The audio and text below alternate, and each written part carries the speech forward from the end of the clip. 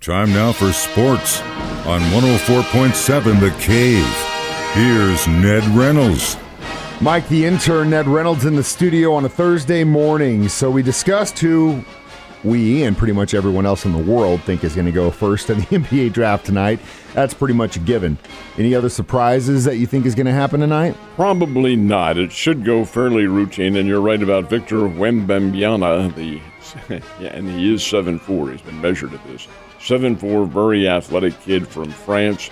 He's only 19 years old, but the San Antonio Spurs overwhelmingly will pick him as the number one. There are other names that will be mentioned. Brandon Miller, who's the one and done at Alabama. Scoot Henderson, there's a name to watch out for. Scoot Henderson didn't play college basketball. He played for one of the G League teams and excelled there, just didn't want any part of academics, but so he is eligible for the draft.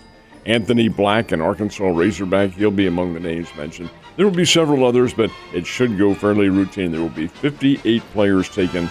All of the NBA draft is tonight, first and second rounds, only 2 rounds, and 58 players are the number who will be chosen. That's 2 less from what it normally is because the Philadelphia 76ers and the Chicago Bulls have forfeited their second round chances.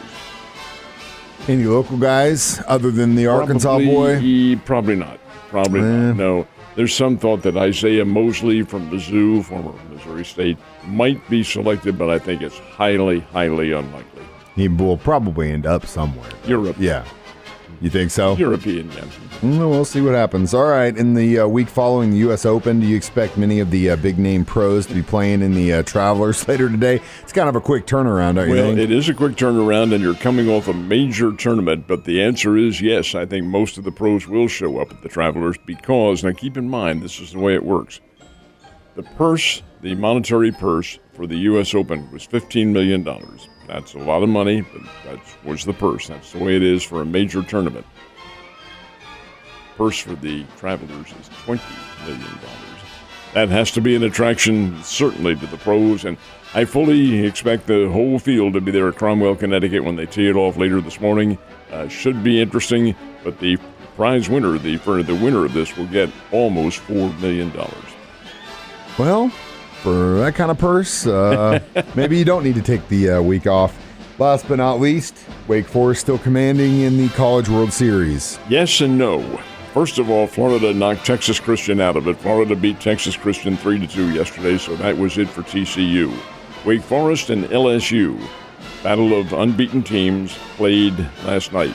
LSU beat Wake Forest 5-2. That's Wake Forest's first loss. So what does that mean? It means they play again tonight. Same 2 teams, LSU, Wake Forest. Only the loser of this one goes home. So we'll see what happens. The winner will go on to the World Series, and that'll be best of 3 starting this weekend in Omaha. It'll be Florida versus, you name it. It'll be Wake Forest or LSU. So, Cardinals inching, crawling closer and closer back to 500 still? No, they fell further behind. That's not good news. Actually, yesterday afternoon. Yeah, the Cardinals take today and tomorrow off because they're flying to London to play this weekend against the Cubs on Saturday and Sunday. This is the Major League Baseball push into the European countries. All right, that's fine. I think the Cardinals might have already been on the plane because they didn't show up for the game yesterday. Played almost in its entirety in rain. It rained right from the start, played the game anyway. Washington wins at 3-0. And I think the galling part for the Cardinals is the pitcher. 31-year-old Trevor Williams, he has been all over the National League. He's been with the Cubs and the Pirates and the Mets. And Cardinals have seen him many times and hit him many times. But they couldn't yesterday. In 6 innings, he gave up no runs, 5 hits, struck out 4. Cardinals just simply could not get things together. And Washington wins by a score of 3-0. That drops the Cardinals to 13 games under 500 and now head to London town to play the Cubs on Saturday and Sunday.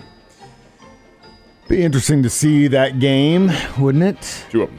Yeah, always fun. All right, what about the Royals? They do any better than the Cardinals did yesterday afternoon? They didn't. No, the Royals are 20-54 on the year. 20 wins, 54 losses. It's an old adage, and you've heard it many times, that in the major leagues, you can expect to win 54 games, lose 54, and it's the other 54 that make the big difference. Well, the Royals have already lost 54. No telling how many they'll lose in total at the end of the season. Fell to the Detroit Tigers 9-4. The Springbirds won.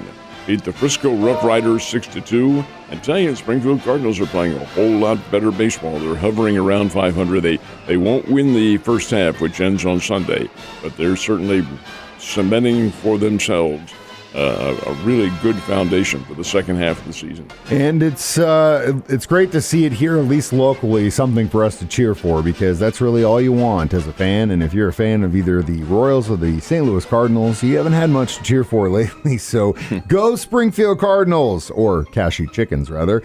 Were there any players that were able to qualify for the state amateur golf tournament that's happening this week? We had some from the area who made it. It's a field of 64 that is beginning play now down at Paynes Valley, south of Branson.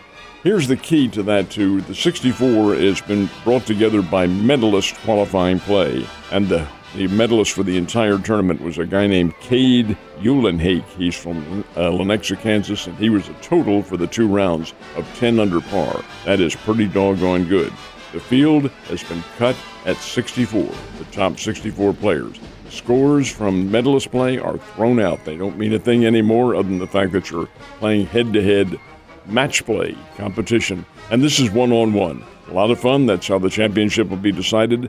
They'll play a full round, all 64 players today. The field will be cut, of course, 32 tomorrow, then down to 16 and 8, and then down to the final 2 who play a 36-hole championship match on Sunday. It's a grueling test for these players, but that's why the young ones always win. But the fact is, it's the state champion will emerge from that and see who it is. We were talking about the Travelers last time we spoke about sports and that purse being $4 million. What's the purse on this thing again? Oh, this is amateur. This is the Missouri State Amateur Tournament. It's just a trophy and no check. And, well, your name is on the trophy, but there ain't no money. Hey, man, if you want a trophy, Ned, I'll just get you a trophy. Cool guy, Ned Reynolds. Have a great day. I'll see you tomorrow.